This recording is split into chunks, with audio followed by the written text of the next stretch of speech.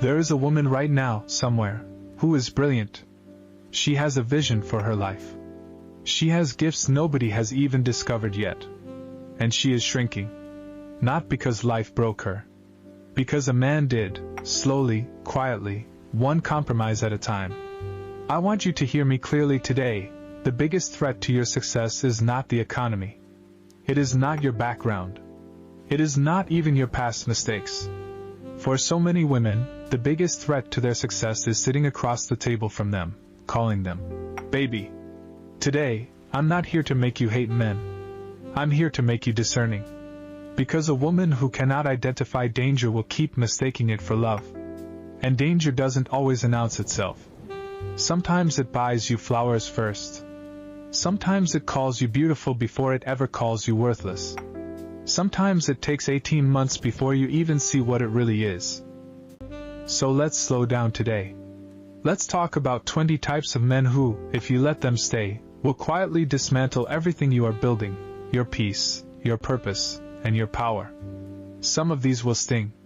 Some of these might be someone you know right now. Stay with me anyway. Because the woman who can name what's in front of her is the woman who finally gets to choose something better. Type number 1. The dream killer. He doesn't shout. No. He's smarter than that. He just questions everything. Are you sure that's realistic? Why would you need all that? Have you thought about how much that costs? Every time you bring a vision, he brings a bucket of cold water, dressed up as concern, as practicality, as just being honest with you. A dream killer doesn't need to destroy your dream directly. He just needs to make you doubt it long enough for you to abandon it yourself. And that's the tragedy. Most women don't quit their dreams because they failed. They quit because someone they love talked them out of trying. Type number 2. The bottomless cup. This is the man who takes and calls it partnership. Your money, your time, your energy, your peace, all flowing one direction. He calls when he needs something. He disappears when you do.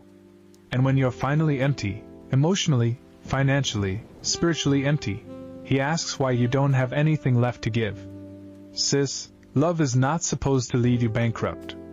If you feel poorer, not richer, for being with him, that is data, not drama. Type number 3, the competitor. He is threatened by your growth instead of proud of it.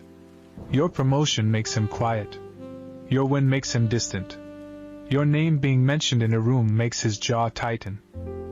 A man who cannot celebrate you is a man who is quietly keeping score against you, and in his scoring system, your win is his loss. Type number 4, the ghost with a body. He's physically present but emotionally absent. He's in the room, but he's not really there. No depth. No real conversation. No vision for a future. You ask him what he sees for the two of you in 5 years, and he looks at you like you asked him to solve a math equation. You cannot build a life with a man who won't even show up for a conversation about it. Type number 5, the man of many women. This one doesn't need much explanation, but let me say it plainly anyway. If loyalty was never in his character before you, your love will not install it. You are not special enough to fix a man's character. I need you to really receive that. Character is not fixed by devotion, it's fixed by decision, and that decision has to be his, made long before you ever showed up. Type number 6, the financial fog. He's vague about money. Vague about debts, vague about spending, vague about plans. You ask a simple question and get a complicated non-answer. Financial secrecy is not a small thing, and it is rarely just about money. It is often the first room where every other secret in the house lives. Number 7, the volcano. Explosive. Unpredictable. One wrong word and the whole atmosphere shifts. You start managing your tone, your timing, your movements, walking on eggshells in your own relationship, just to avoid setting him off. Sis, if you feel yourself shrinking just to keep someone else calm, that is not peace you're maintaining. That is survival mode. And survival mode is not where love is supposed to live. Type number 8, the recycler. He keeps returning to comparisons. Your body, your face, your success, your cooking, measured against a past woman who apparently did everything better. If a man is still emotionally furnishing his house with someone else's furniture, you are not building a home with him. You're just living in someone else's leftovers, and eventually, you'll resent every corner of that house. Type number 9, the isolator. Slowly, he pulls you from your friends, your family, your community, always with a reason. Your friends are a bad influence. Your family doesn't like him for no reason. It's always someone else's fault that your circle keeps getting smaller. Isolation is one of the oldest tools of control there is, because a woman surrounded by people who love her is much harder to manipulate than a woman who has been made to feel alone. Type number 10, the verbal wrecking ball. His words cut, mock, and belittle, often disguised as jokes, or just being honest, or I'm just saying what everyone else is thinking. Real love corrects gently. It does not tear you down in front of people and call it tough love, and it definitely doesn't do it behind closed doors and call it honesty. Type number 11, the selective listener. He hears you when it's convenient, and tunes you out the rest of the time. Your needs, your boundaries, your no, none of it seems to register unless it benefits him to hear it. A man who won't listen to your words will never respect your worth, because listening is the most basic form of respect there is. Type number 12, the comfortable one. Not cruel. Not dramatic. Just stagnant. No growth, no goals, no fire, no hunger for anything more than what he already has. He's comfortable exactly where he is, and quietly, he expects you to get comfortable there too. Sis, proximity to a man who has stopped growing will eventually cost you your own growth, because relationships are not static. You're either pulling each other up or you're settling into the same ceiling together. Type number 13, the 1 foot out the door man. He never fully commits, not to labels, not to plans, not to a future with your name in it. He keeps you in a permanent waiting room so he can leave any time without ever officially having stayed. Uncertainty is not romantic, no matter how it's marketed to you. It is a strategy, and that strategy protects him, never you. Type number 14, the mirror breaker.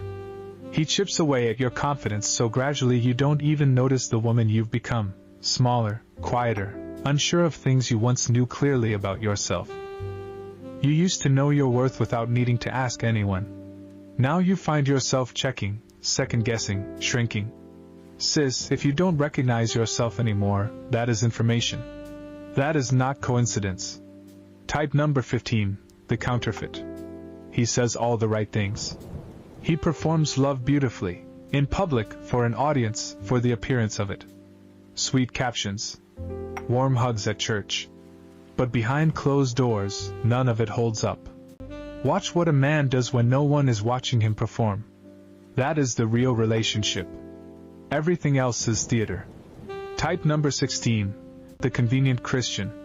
He quotes scripture when it serves him and ignores it when it costs him something. He'll remind you to submit, but conveniently forget the part about loving you like Christ loved the church, sacrificially, sacrificing himself, not you. Faith used as a leash is not faith. It's manipulation wearing a Sunday outfit, and it is one of the most dangerous disguises there is, because you'll question your own discernment before you question his sincerity. Type number 17, the emergency contact only. He shows up during a crisis, beautifully even. Hospital visits, sudden emergencies, dramatic rescues. But in the calm, ordinary, everyday moments of life? Absent. Uninterested. Some men are addicted to being needed in emergencies because it lets them avoid the slower, harder work of just being present in a normal Tuesday. A relationship built on crisis is not stability. It's a pattern waiting for the next disaster to feel alive again. Type number 18, the silent treatment specialist. When he's upset, he doesn't communicate.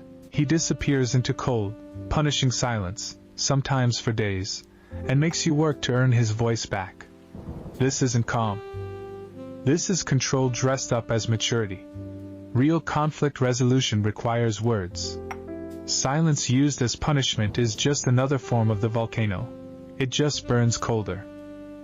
Sis, hear me.